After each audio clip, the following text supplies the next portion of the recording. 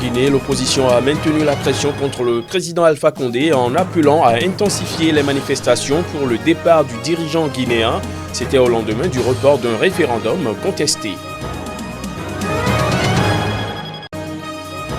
Au Bénin, 30 ans après la conférence nationale des forces vives de la nation, quel bilan peut-on dresser de l'expérience démocratique? L'association béninoise de droit constitutionnel a tenu un colloque dans ce cadre. Et puis après le premier cas du nouveau coronavirus détecté au Nigeria, la RDC renforce les mesures sanitaires à ses frontières. Des détecteurs thermiques ont été placés à des points stratégiques.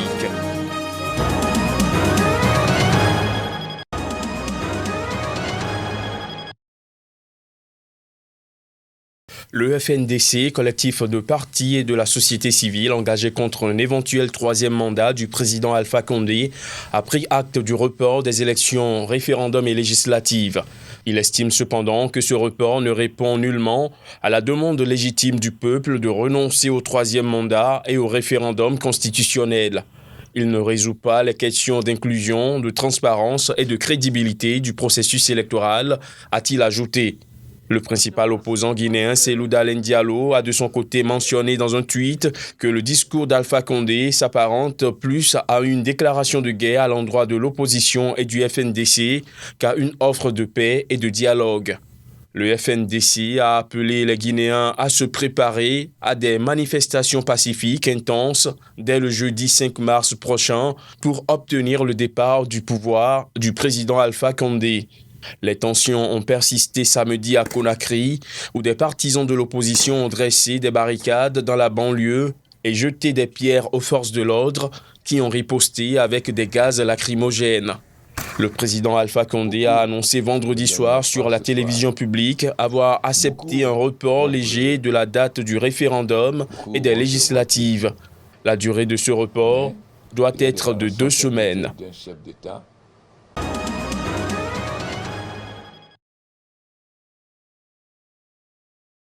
L'ami de Mamadou Diallo n'est jamais venu au rendez-vous convenu pour regarder la Ligue des champions de foot après la prière du soir.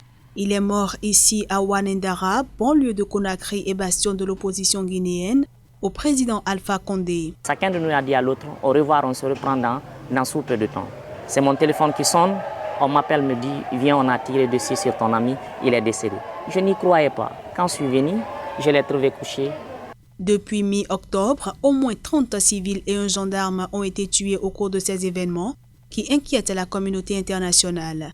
Une fois de plus, Ouanendara est au cœur de la contestation à l'approche de référendums constitutionnels et de législatives que l'opposition entend boycotter et même empêcher dimanche, faisant craindre de nouvelles violences.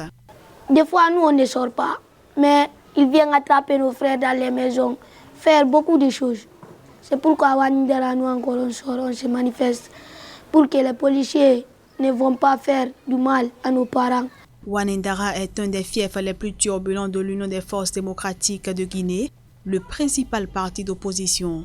Ses habitants dénoncent la persistance de violences policières et de disparitions sous le régime d'Alpha Condé. Mon enfant, là, ça fait des semaines, je ne le vois pas. Brahima Baldé, et l'enfant de 14 ans. Je ne sais pas que si c'est les forces de l'ordre ou bien si c'est la police ou bien si c'est les gendarmes qu'on a pris l'enfant là. Mais en tout cas, c'est le pick-up blanc. L'enfant là, il m'a dit que c'est un pick-up blanc qu'il a pris mon enfant. Le gouvernement accuse l'opposition d'être à l'origine des violences à Ouanendara comme ailleurs et lui reproche d'instrumentaliser les victimes pour salir l'image de la Guinée et de la police. Nous avons affaire à des ONG, ça salit l'image de la Guinée, ça salit l'image de la police. Je crois qu'à un moment donné, il faut se poser la question, à qui profitent ces morts-là? Qui est-ce qui a un gain? Qui est-ce qui a un intérêt à ce qu'il y ait des morts qui soient mis sur le dos des forces de défense et de sécurité lors des manifestations? Le comportement des policiers, gendarmes et militaires guinéens est dénoncé de longue date par les défenseurs des droits humains.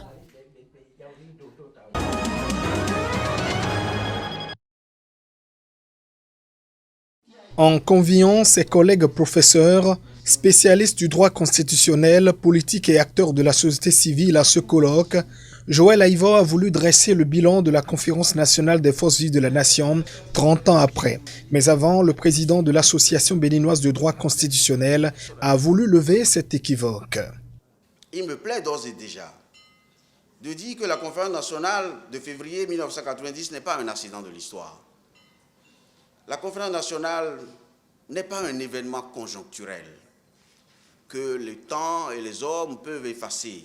Elle ne mérite pas l'oubli, l'indifférence et parfois le combat que lui livre notre génération. La voie de la démocratie choisie par le Bénin depuis 1990 a inspiré plusieurs pays de la sous-région. Cotonou semble avoir fait le bon choix car tout autre mode de gouvernance repose sur des fondements fragiles. Force est de constater que la démocratie a fait ses preuves, surtout en période de grands défis et de grandes difficultés. Et il est également évident que la dictature a toujours conduit à une catastrophe. Des témoins à ces assises ont partagé leurs propos et expériences avec les participants. Kérékou n'est pas un homme de clan. Ce n'est pas un homme de parti. Kérékou est un homme d'ouverture et de rassemblement. Pour le représentant du chef de l'État, les réformes engagées par le gouvernement s'inscrivent dans le cadre de l'amélioration du système démocratique au Bénin. Le garde des Sceaux les évoquera avant de désigner la postérité comme seul juge impartial. Considérer que le dialogue politique tenu à Cotonou en octobre 2019 constitue le troisième acte fondateur de notre histoire politique, il n'y a qu'un pas, que seule la postérité, juge légitime des réformes actuelles, pourra franchir avec l'aisance que lui confère l'avantage du recul. Le dialogue politique d'octobre 2019 ne peut sous aucun prétexte être mis sur le même plan que l'accession à l'indépendance et la refondation collective. Pardon. Un rapport général a sanctionné les travaux de ce colloque initié par l'Association béninoise de droit constitutionnel. Merci beaucoup.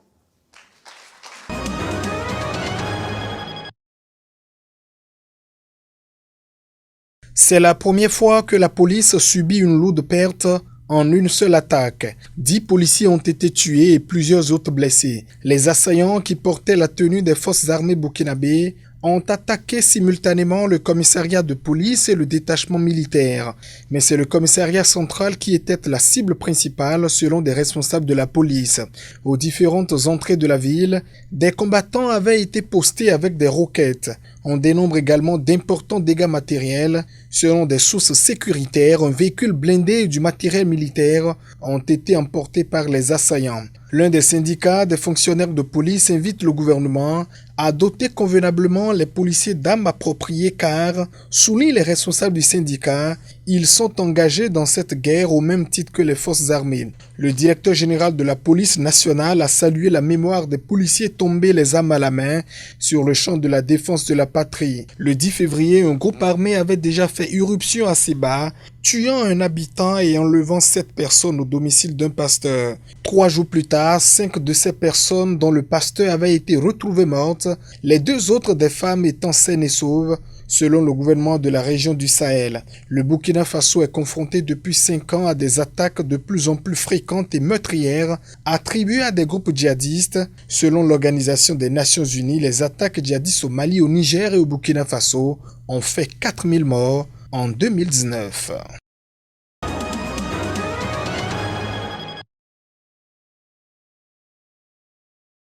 L'Éthiopie a exprimé samedi sa déception au sujet de la médiation américaine pour résoudre ses différends avec l'Égypte et le Soudan concernant son projet de grand barrage de la Renaissance sur le Nil qui traverse et alimente ses 2 voisins.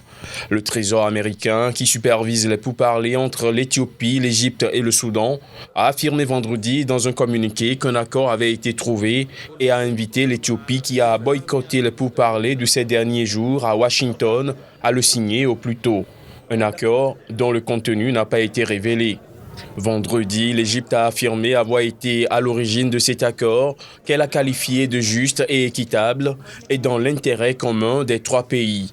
Mais samedi, l'Éthiopie a estimé que les négociations n'étaient pas terminées après cette réunion à Washington entre le secrétaire américain au Trésor et les parties égyptiennes et soudanaises à laquelle elle n'a pas participé.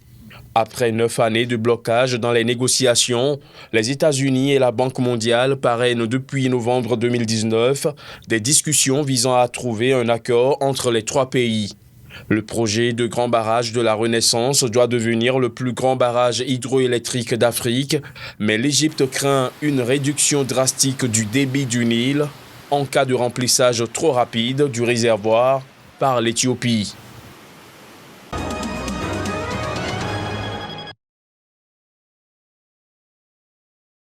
Les cas du Nigeria nous interpellent au plus haut niveau parce que c'est juste à côté, c'est juste dans notre continent. Et là, nous avons renforcé le screening.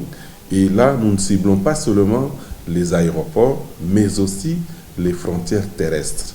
Ça signifie que nous allons continuer à implanter les détecteurs thermiques au niveau de toutes ces frontières-là pour que, au cas où il y a un cas suspect, que nous soyons à mesure de les détecter précocement. Déjà, au niveau des aéroports, il y a des salles d'isolement. Donc, au cas où il y a un cas, il y a déjà des espaces identifiés où le cas sera gardé momentanément avant son transfert vers un hôpital ou un centre de traitement des coronavirus. Le message aux voyageurs d'abord, de ne pas cacher ou d'occulter des informations. S'ils viennent des zones affectées, il faut qu'ils les disent librement. Mais aussi aux voyageurs d'appliquer les mesures d'hygiène, de se laver les mains fréquemment, le plus fréquemment.